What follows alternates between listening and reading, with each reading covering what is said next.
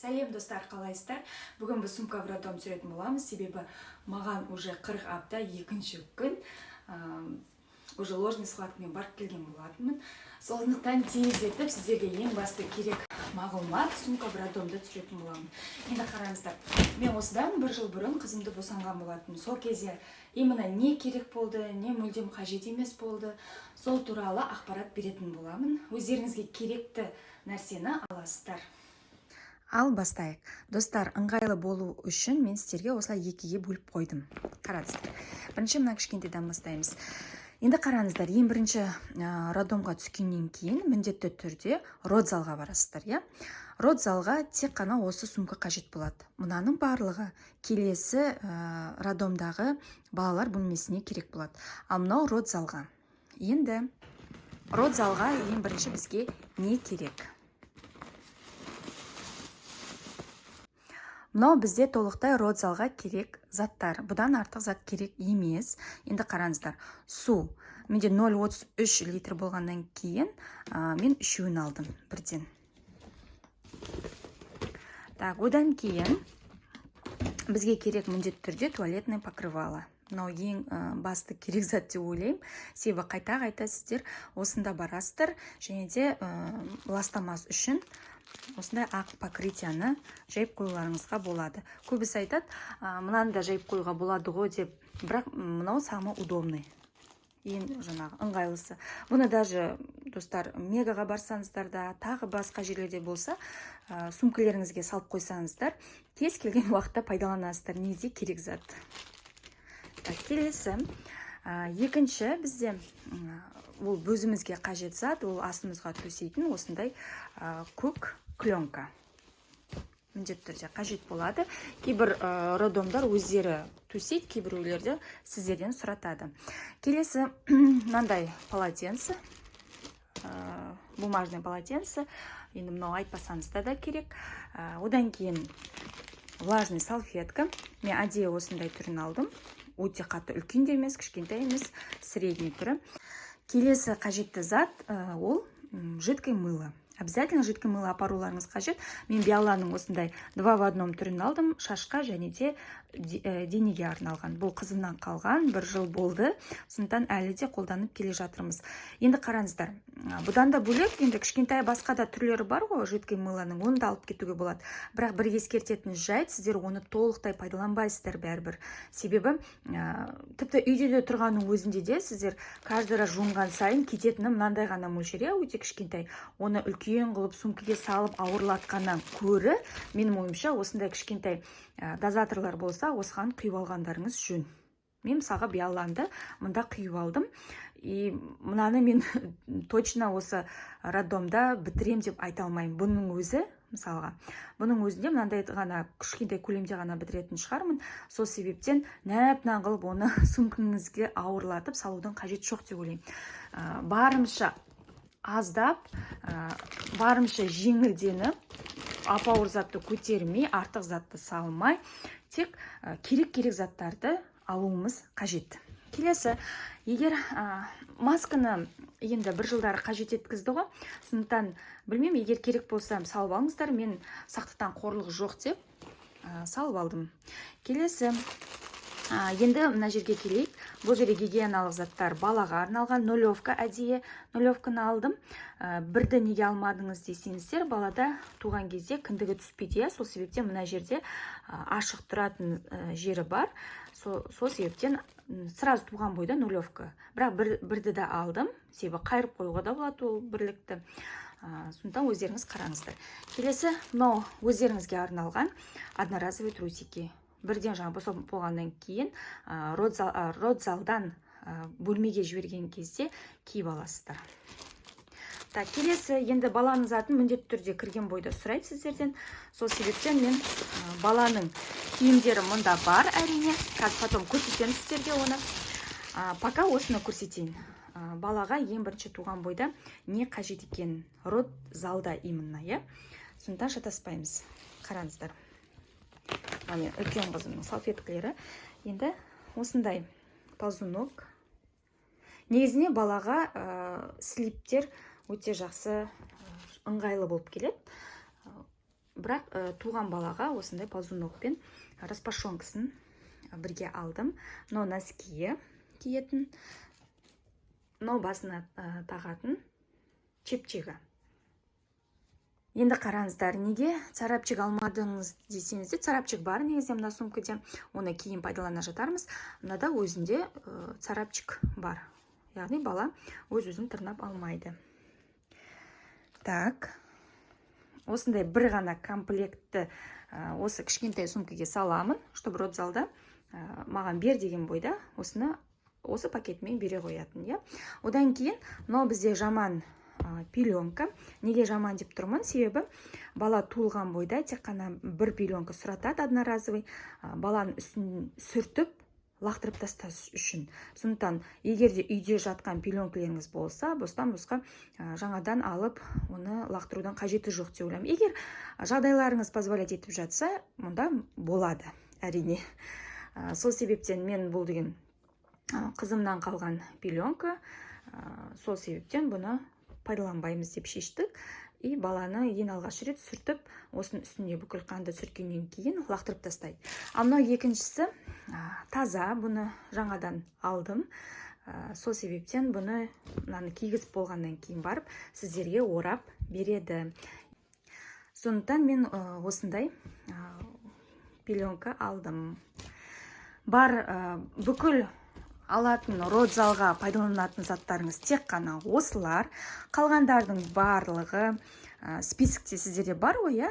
Менде мынада нешеу алғанды барлығын видеоның соңында, видеоның астында жазып кететін болам, содан көретін боласыздар. Ал қалған заттың барлығы мына сумкаде. Қазір осы сумканы ашатын боламыз. Пока мыналардың барлығын осында салып қоямын. Достар, кеттік жалғастырамыз. Бұл біздің екінші сумкамыз. Біздің сумкамызге не толтырамыз, соны көрсетемін. Бұл енді родзалдағы сумканы сіздерге көрсеткен болатын. Бұл енді бөлмеге баламен келген кезде бізге не қажет болады, соны айтқым келеді. Енді мына шлепканы сіздер басында кірген бойда бірден қолданасыздар. Аяқ киімдеріңізді бер жібересіздер, үйлеріңізге үстіндегі киімдеріңізді бер жібересіздер, сол кезде осымен қаласыздар. Мынандай резиновый тапочка алған дұрыс, себебі сіз қайта-қайта дәретханаға барасыздар, еще плюс қайта-қайта су кету мүмкін, сол себептен осындай резиновый тапка міндетті түрде киесіздер. Келесі балаға однерканы алдым, нулевканы алдым, екеуін араластырып салып қойдым да, осылай скотчтап қойдым. Не себепті? Барлығын полный упаковка алған жоқпын. Себебі біздер роддомда тек қана 3-ақ күн боламыз, иә? Әрі кетсе көп болып жатсаңыздар, онда міндетті түрде мынаның барлығы жетпейді, сіздерге дополнительно сұратасыздар. Ал сонымен қатар айта кететін, неге мықты аз алдыңыз десеңіздер, плюс еще осы Хаггис фирмасы, сосын Памперс фирмасы сіздерге дополнительно подарка беретін болады. Ол подаркының ішінде осы Хаггистер бар. Сол себептен сіздер бәрібірде осы упаковканың жартысын үйге алып келесіздер. Сондықтан мен жартысын ғана алдым. Сумка жеңіл болғаны мен ойымша ең дұрысы деп ойлаймын, чем ап-ауыр сумканы арқалап жүргендеріңізден. Келесі, бұл бізде вкладыш для груди. Бұл көбісіне біреуіне керек болады, біреуіне шамалы аздау керек болады. Не себепті? Себебі біреу сүтті болады, екіншісі шамалы сүті көп болмайды. Сосын білесіздер ма, 2-3 күн бойы әйел адамда сүт келіп болмайды. Оның орнында уыз болады. Сол себептен сүт шығып болмайды. Мынандай қылып алатындай, мен ойымша өте бәрін упаковкасымен алатындай сіздерге қатты қажет болмайды. Сол себептен оның барлығы, мысалға менде мынаның ішінде толғанымен осындай вкладыш для груди емес, оның ішінде плюс еще мынандай бар. Қараңыздар, ватный диск пен ватный палочка бір жерге жинап салып қойдым. Бұның да барлығын пайдаланбайсыздар. Үйде тұрғанда да сіздер бүкіл ватный палочка мен ватный дискіні бір күнде, 3 күнде немесе даже сіздер осыны бір айдың өзінде шақ бітіресіздер. Былай қараған кезде, сондықтан оны әрқайсысын отдельно алып, орынды үлкейткенше, осылай кішкентай қылып, шағын қылып салып алыңыздар, өздеріңізге ыңғайлы қылып. И мынаның ар жағы бізде вкладыши для груди болады. Сосын айтатын лайфхак, егер де мынандай алғыларыңыз келмесе, жаңа бірінші уже екінші рет бара жатқан әйел қауымдары білет уже, ой, зачем маған вкладыши деп. Онда мынаны да салып қойға болады, вкладыши для грудидің орнында жүреді. Сосын лақтырып тастайсыздар жаңағы ватный дискіні. Немесе кәдімгідей өзін алып, ыңғайлы негізінде деген андай материалдан көрі. Егер материалды алатын болсаңыздар, оны қайта-қайта жуу керек, ол иіс шығып кетеді. Оны негізінде үйде қолданған жөн. Сол себептен, достар, өздеріңіз қарайсыздар, яғни осындай шағын қылып алған дұрыс деп ойлаймын. Қалғанын үйге тастап кетемін. Келесі, мынандай пеленка неге алдыңыз дегілеріңіз келсе, мана бізде сумка в роддомда да дәл сондай көк түсі болды ғой. Біз айттық, жаңағы әйел адамның астына төсейді, немесе роддом өзі береді деп. Бұны неге алдық? Себебі сіздерде бәрібір астарыңыздан қан кетеді. Сол себептен біреудің постелін бүлдірмес үшін өздеріңіздің астарыңызға төсеп қоюларыңызға болады. Мынаны төсеп қойып, осыған жата берсеңіздер болады. Ал одан кейін баланы тексеретін уақытта, жаңа врачтар келген кезде, баланы ішін барлығын ашып тастайсыздар ғой, аст жағын. Сол кезде төсеп қоюларыңызға болады. Сондықтан артық етпейді. Так, келесі, мен в основном өзімнің астыма төседім. Так, келесі ол бізде мынандай сумочка. Мен негізде осындай кішкентай сумкалар жинақталып тұрған өте қатты жақсы көремін. Байқаған шығарсыздар, барын бөліп қойған жақсы көрем. Мысалға, мынау менде чисто жаңағы жуынатын жерге баруға арналған. Мынау менің киімдері, мынау баланың киімдері деген сияқты осылай бөліп қойғанды қатты жақсы көрем. Енді мынаны түсіндіре кетейін. Бұл бізде баланың пледі. Бұл менде қызымнан қалған плед. Сол себептен осыны алдым. Қазір ол қызым пайдаланбайды. Ал егерде сіздерде жаңағы, если позволяет, мұнда можете осындай алуға, немесе бұдан жұқа түрін алуға. Бірақ қыста болсын, жазда болсын, шамалы вязаны қалыңдау алған дұрыс деп ойлаймын. Себебі роддом кейде салқын болады, кейде жылы болады, коридорға шығарып жібереді квартирастаған кезде. Сол кезде баланы орап алып тұрасыздар. Так, келесі мынандай постельный не алдым. Өте жеп-жеңіл, достар, өте ауыр алудың қажеті жоқ. Жаңағы роддомда да береді, сіздерге жайып қояды астарыңызға жаялықты. Бірақ дегенмен де өздеріңіздікі болғаны дұрыс деп ойлаймын. Сонда астыға жаятынды алып бара жатырмын. Бұған жаңағы өтіп кету мүмкін. Оның үстіне мынаны жаямын, сөйтіп өзімнің комфортымды өзіміз жасап алуымызға болады. Неде барғаннан кейін сіздерге жаңағы сол жерде жасап жүрген адамдар да сұрайды, өздеріңіздің постельдеріңіз жоқ па деген сияқты қылып. Себебі врач соның ішіндегіден көрі өздеріңіздікі болғанда дұрыс. Көрдіңіздер, жеп-жеңіл, қап-қалың, ап-бауыр қылып алудың ешқандай қажеті жоқ. Так, келесі кеттік. Енді мынаған келейік. Бұл бізде жаңағы неге баратын сумка. Жуынатын жерге баратын сумка. Оның ішіне мен не салдым? Міндетті түрде мусорный пакет. Біздерде қайта-қайта бала малозия шығады. Өзіміздің де жаңағы көптеген керемет заттарымыз болады. Соның барлығын қайта-қайта туалетке, дәретханаға қарай таси бергеннен көрі, қастарыңызда осыны ашып қойып, бірдеме жесеңіздерде мусорда салып отырғандарыңыз жөн деп ойлаймын, дұрыс деп ойлаймын. Мысалға, егер разрывпен босансаңыздар, оны қайта-қайта тасудың сіздерден әлдеріңіз болмайды, сондықтан қасыңызға мусорный мешокты ашып қойып салып қоюларыңызға болады. Бірақ врачтар ұрысу мүмкін, врач емес, именно жаңағы кіші қызметкерлер сөйлеу мүмкін, бұндай ұстамаңыздар деген сияқты қылып. Бірақ барынша мен тығып ұстадым, пайдаландым. Және де маған удобно, жан-жағым жинақы тұратын болды. Себебі баладан кейін біздер салфетканы көп пайдаланамыз. Өте көп қой енді отходтар. Так, келесі ол сіздердің өздеріңізге арналған осындай жаңағы прокладкалар. Бұның да жартысын алып тастадым. Қара жіберейін. Ертерек сумканы дайындап қойдым да. Жартысын алып тастадым. Сумканы дайындап қойдым да. Соңына дейін түсірген жоқпын ғой, бүгін қырғапта екінші күн басталғасын уже паниковать етіп түсіріп жатырмын. Негізінде менде сумка в роддом деген бар еді видеолар. Сол себептен түсірмей қоям деп ойлағанмын, бірақ түсірдім. Енді қараңыздар. Келесі крем. кремде енді неше түрлі кремдерді алуға болады, бірақ ешқайсысы пайдаға аспайды. Мен сіздерге бірден айтайын. Не себепті? Қазір айтам. Мен бұған ерекше тоқталғым келіп тұр. Енді біз не себепті крем апарамыз? Баланың асты қызарады. Баланың асты қызарған уақытта в основном қыз балдардікі көп қызарады, чем ер балдарға қараған кезде. Кремдерді көп ала берудің қажеті жоқ. Мен мұндай крем неге алдым, соны сіздерге түсіндірейін деп отырмын. Мен өзімнің қызымда мына пантенол кремдері неше түрлі, подгузник деген кремдер болды. Мынандай детский кремдер, даже чередаға дейін алдым.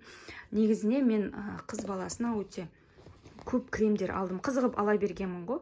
Барған сайын мынау ұнап қалады, потом мынау ұнап қалады. Сөйтіп, бірақ қараңыздар, бір жыл өтті, бәрі почти сол күйінде тұр.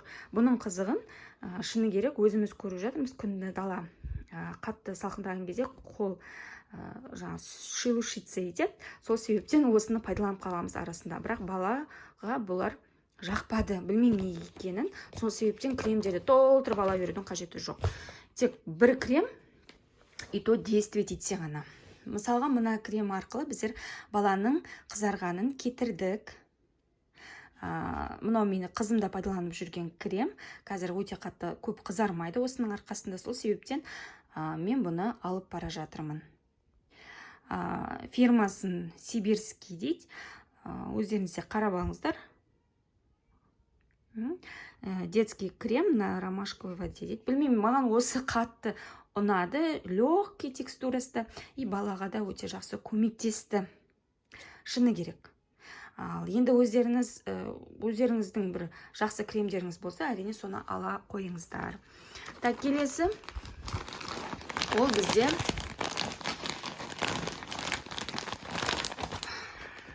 кез келген фирманың осындай одноразовый трусиктерін алдым. Алуға, сіздерге алуларыңызға кеңес беремін. Себебі әрқайсысы жеке индивидуально деп айтып тұрмын, біреуге көп келуі мүмкін, біреуге аз келуі мүмкін. Сол себептен мынау ыңғайлы. Барасты да шешіпсізді де жүре бересіздер. Сол себептен адамның өзінің жеке табиғатына да байланысты. Мен айтып жатқан бүкіл заттардың барлығы, мысалы, өзім жеке басыма байланысты болғаннан кейін сіздерге де біреуіңізге артық кету мүмкін, біреуіңізге кем кету мүмкін. Бұл жерде енді табиғаттың рөлі үлкен рөл атқарады. Так, келесі, мен мана естеріңізде ма? Мен негізі 2 упаковка алғанмын. Бір упаковка жарайды. Негізінен басындағы қатты келетін, потом олай келмейді.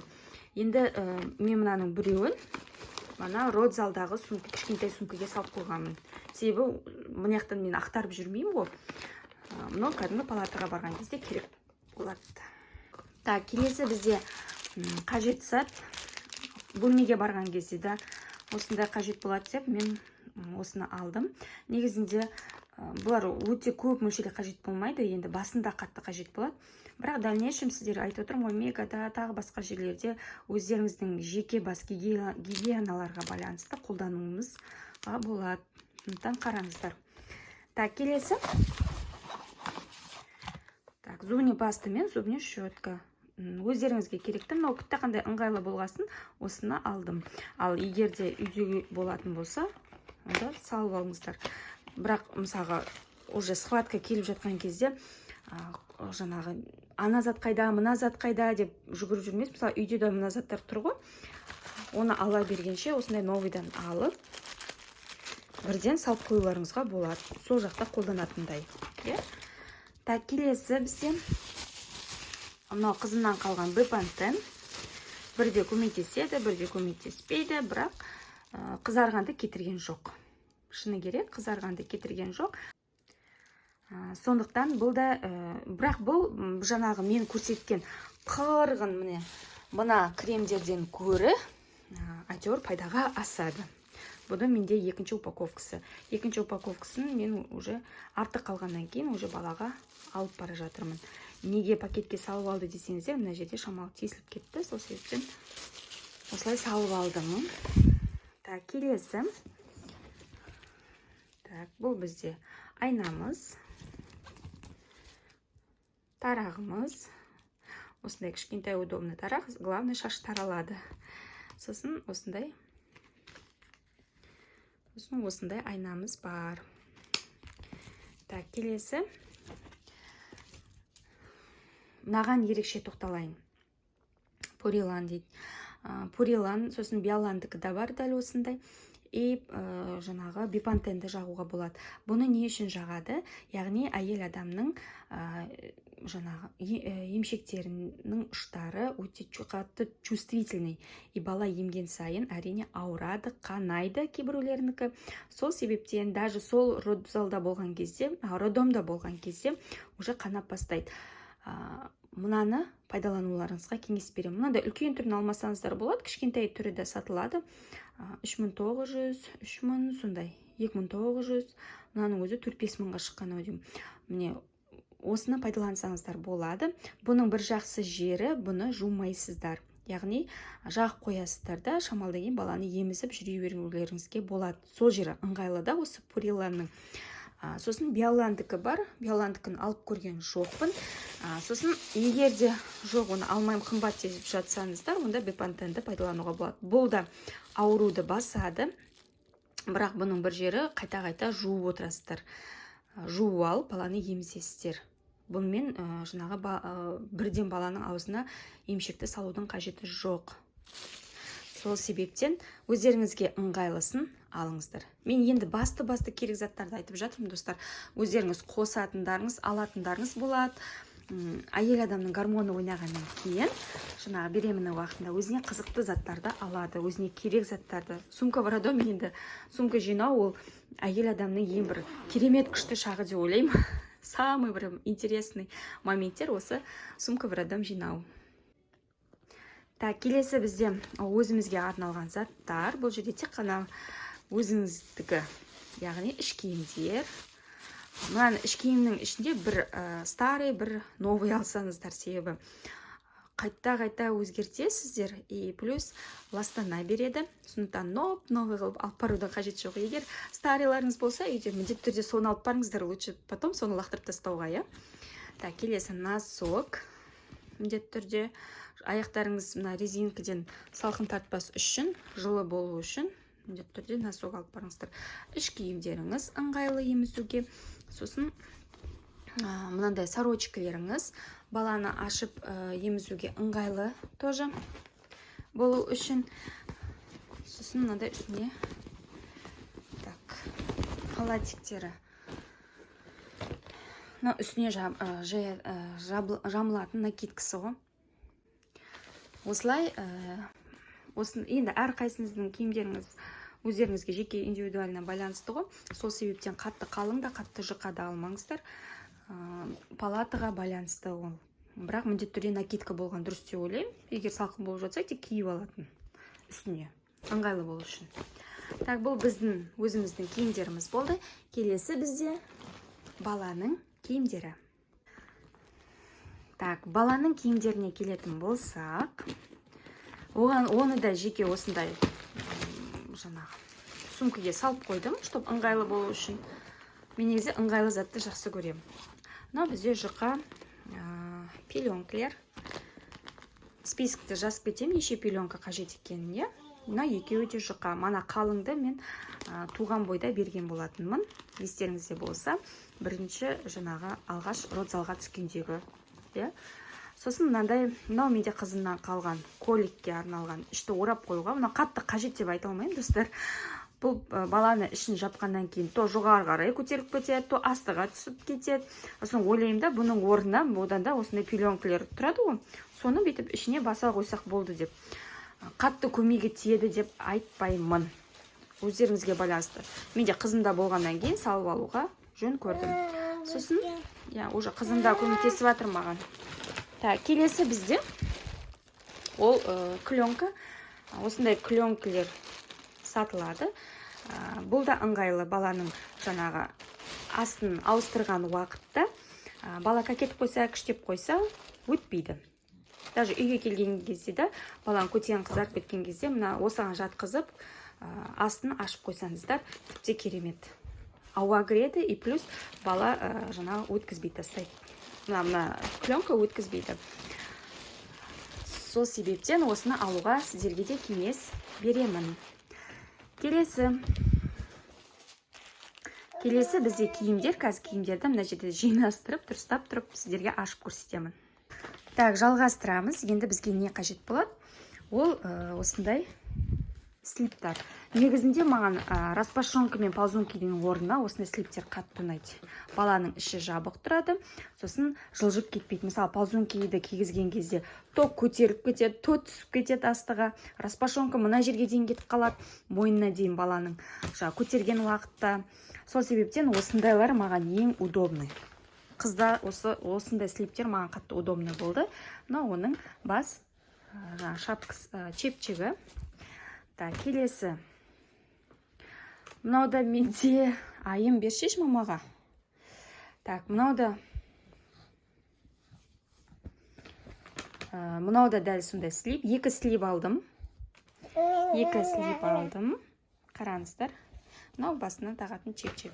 Енді қараңыздар, қолының барлығы жабық болғаннан кейін аяғымен бұған сарапчы көп қажет етпейді. Келесі. Так, бұл да бізде. Достар, мен слип айттым ғой, слипті қатты жақсы көремін, чем отдельно бөлек-бөлек болғаннан. Сондықтан мынау уже үшіншісі. Так, мынау бас киімі. Келесі тағы да бір удобный алған затым, ол бізде кокон. Бұны пайдаланып көрген жоқпын, бұйырса осы балада көретін боламын. Себебі қызымда ол шыққан жоқ. Мынандай екі кокон алдым. Көрдіңіздер ма? Удобно. Баланы пеленканың орнына осындай коконға салып қоясыздар. Бір оралғандай болып тұрады. Я, бупе деп жатыр. Келесі бізде ол осындай распашонка. Көрдіңіздер ма? Асты жабық, іші жабық, самый главный. И осындай ползунок. Ползунок менің қызымнан қалған. И бас киім. Так, одан бөлек менде бүкіл киімде сарапчик болғанымен сарапчик алдым. Сарапчик негізінде керек зат. Ертең үйге барғаннан кейін де бұны пайдаланасыздар. Бұл жоғалып кетсе, сіздер носки кигізіп қоюларыңызға болады қолына, дымда қылмайды. Және де осындай носкилер алдым. Және де нешеуін алатыны туралы сіздерге неше ползунки, неше кокон, пеленка, және де неше слип, соның барлығын видеоның астында жазатын боламын. Иә? Так, достар, ыңғайлы болу үшін тағы да бір рет көрсетейін деп жатырмын сіздерге. Мынау распашонка ползункимен тек қана біреу, және де родзалда біреу болды. Менде естеріңізде ме? Екеу. Одан кейін мынандай слиптар, қараңыздар, міндетті түрде бастарына чепчикпен. Слип, чепчик, мынандай, және де мынандай түрлері бар. Және де носок. Так, екі носок, үш сарапчик. Так, одан бөлек менде екі пеленка, біреу родзалда болған пеленка, естеріңізде ма? Сәл қалыңдау. Неге төртеу емес десеңіздер, достар, мен мынандай алдым деп айттым ғой сіздерге. Кокон.